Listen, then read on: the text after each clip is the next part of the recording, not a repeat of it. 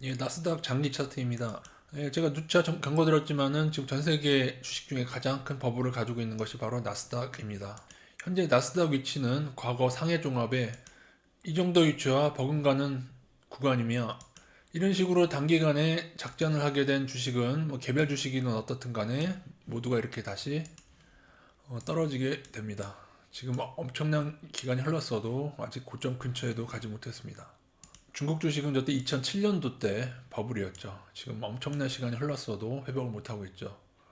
나스닥 지난번 급락했으나 지금 다시 치고 오르면서 사상 최고가 갱신하고 있고요. 제가 미국에 사는 동생에게 이번 폭락 후에 반등으로 오를 때마다 미국 주식을 좀 처분하라는 의견을 드렸는데, 제 동생이 하는 얘기는 자신은 애플이나 아마존 같은 우량주를 가지고 있기 때문에 상관없다고 얘기했습니다. 그러면 과연 가장 대표적인 게 애플이겠죠. 애플의 지금 재무 상태를 통해서 나스닥 시총 상위에 버블이 있는가 없는가 한번 보도록 하겠습니다. 예, 인베스팅닷컴에서 나오는 애플의 재무 제표입니다. 예, 우선 매출 총 이익률, 영업이익률, 역시 우량주만큼 대단하네요. 영업이익률, 순이익률 좋죠. 좋습니다. 그러나 제가 여러분에게 하나 말씀드리고 싶은 것은, 영업이익률은 급등주 고점에서 뉴스를 좋게 포장할 때 이용하는 하나의 지표가 되는 경우가 있습니다. 영업이익률이란, 간단히 설명드리면 매출액에서 영업이익이 차지하는 비율을 얘기합니다.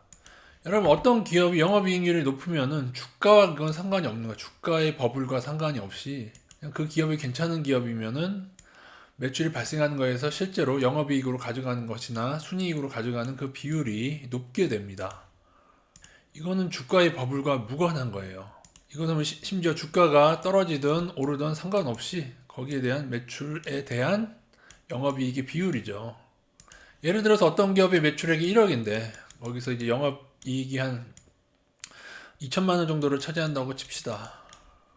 그럼 몇 년간 이런 재무제표를 가지고 있다고 하면, 그냥 이 기업은 이런 기업인데 그동안 주가가 만약에 10배가 올랐다면은 영업이익률은 그대로 좋더라도 주가는 10배가 뻥튀기가 된 거죠.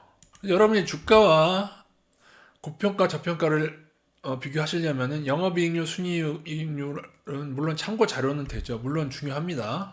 매출 대비해서 얼마나 잘 버느냐 그거기 때문에 중요한데, 그것이 아니라 PER과 PBR을 보셔야 됩니다. 그러면 노벨상 받은 로버트 실러 교수가 다우나스닥 버블이 역사상 두 번째 버블, 닷컴 버블에 이어 두 번째 버블 수준이고, 상황 따라서 이대로 더 오르게 되면은 닷컴 버블에 버금가는 버블로 가게 되는데, 그런 때에 시총 상위를 차지하고 있는 애플의 PER과 PBR을 한번 보시겠습니다. 애플의 PER은 28.9배입니다. 더 놀라운 건 전 PBR 깜짝 놀랐어요. 전 이거 보고 진짜 깜짝 놀랐습니다. 이거 동생 때문에 봐주고 있는 건데 21배입니다. 21배. 물론 PBR이 21배가 돼도 자본 총계 대비해서 주가가 이렇게 뻥튀기가 돼 있는데도 불구하고 PER이 이 정도 28, 거의 뭐 30 정도 수준이라는 것은 이 기업의 수익이 대단하다는 것은 맞습니다. 예, 그러나 PER 자체가, 이거 자체도 저평가로 보기에는 그렇고요. 저평가가 아니죠.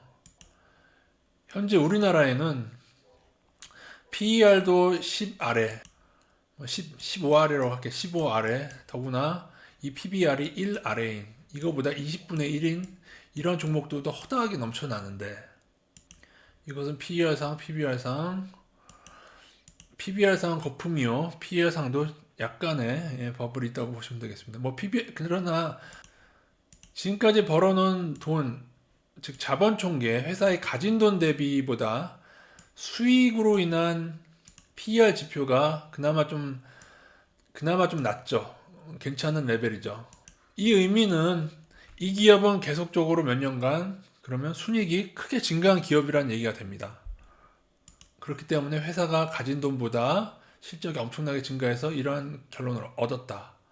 그러나 만약에 이 정도의 주가를 계속 유지하려면 사실은 실적이 매년 계속 엄청나게 늘어나서 적어도 이것이 15 아래까지는 떨어져 줘야 됩니다. 이게 15 아래까지 떨어지려면은 순익이 한 적어도 50% 이상은 증가를 해야 돼요. 그럼 지난 5년 정도 애플의 영업이익은 얼마나 증가했나 한번 보도록 하겠습니다. 여기에 보시는 이것이 바로 영업이익입니다. 오른쪽이 2016년도이고 이것이 2019년도입니다. 여러분 보시기에 증가가 되고 있나요? 물론 2018년도에는 깜짝 증가했다가 다시금 영업이익률은 떨어지고 있고요. 순이익도 당연히 비슷한 모습을 보이고 있죠. 이러한 상황에서 여러분 코로나가 닥쳤습니다. 많은 사람들이 실업을 하고 더구나 아이폰은 스마트폰 시장에서 상당히 비싼 시장이죠. 그렇다면 우리가 볼 때 상식적으로 아이폰의 실적은 늘어날까요? 줄어들까요? 만약에 늘어나는 게 아니라 지금 정체를 보여도 제가 볼 때는 현 주가는 문제가 있는 레벨이고 물론 이런 생각을 할 수 있습니다. 지금까지 아이폰이 계속적으로 해온 어떤 것을 본다면은 무언가 아이디어가 좋고 그리고 시계처럼 돼 있는 것도 개발하고 아이디어가 좋은 건 마찬가지입니다.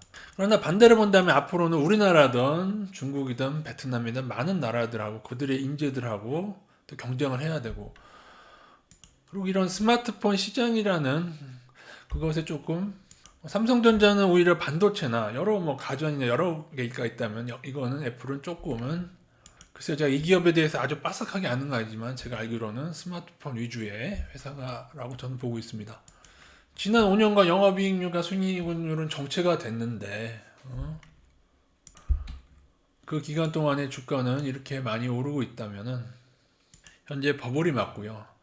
PBR로만 본다면 절대로 건드려서는 안 되는 종목입니다.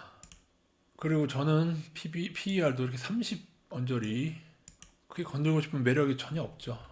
그리고 아마도 제가 이 정도 재무제표는 나스닥에서 양호한 축에 속할 것이다. 왜냐하면 애플이 그동안 실적이 그나마 괜찮았기 때문에 그나마 PER을 이 정도로 유지하고 있는 것이라고 저는 보고 있고요. 정말 다른 종목들은 나스닥 다른 종목들은 더 개차반일 걸로 저는 보고 있습니다. 그래서 애플 사과 에덴 동산에서 하나님께서 아담에게 말씀하셨죠. 저 선악과가 먹음직스럽고 보암직하나 영업이익률을 보면은 그렇죠. 그러나 절대 따먹지 말라라고 얘기합니다. 저희 생각에 틀렸을 수도 있겠습니다. 저는 신이 아니기 때문에 틀렸을 수도 있지만 솔몬 가라사대 절대로 손대지 말아라. 나스닥 종목 이후에는 손대지 마십시오. 단 이 의미가 나스닥이 바로 폭락한다 그런 얘기는 아닙니다. 과거 중국의 버블을 보십시오. 그 수많은 경고에도 이렇게 올라왔습니다. 그러나 어디가 됐든 여기서 30%가 더 오르던 나스닥이 언니가 고점을 맞이했을 때 아주 심한 고통의 기간을 겪게 될 것입니다.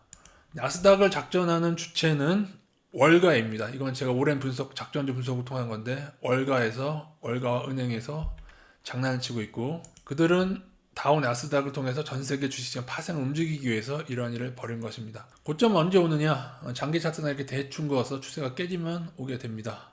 물론 그런 면에서 추세 매매 하시는 분들은 아직 깨지 않았으니까 깨고 나면 보겠다 그러셔도 상관없는데 여러분이 과거 닷컴 버블에도 보시다시피 고점 찍으면 1차로 큰 하락이 되고요. 물론 나중에 진짜 큰 하락은 이 추세가 벗어나면서 오게 됩니다. 그러나 월가는 제가 볼 때 길들이기를 하고 있습니다. 떨어뜨린 다음에 올리고 떨어뜨린 다음에 다시 올리고 함으로써 나중에 언젠가 이 파동이 나왔을 때 여기 이 하락처럼 이때처럼 하락이 나왔을 때도 그 후에도 어떻게 됩니까?